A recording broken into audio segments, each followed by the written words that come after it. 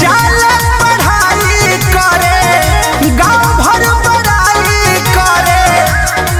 सारा system check करेला कि पिए लगावे पियावा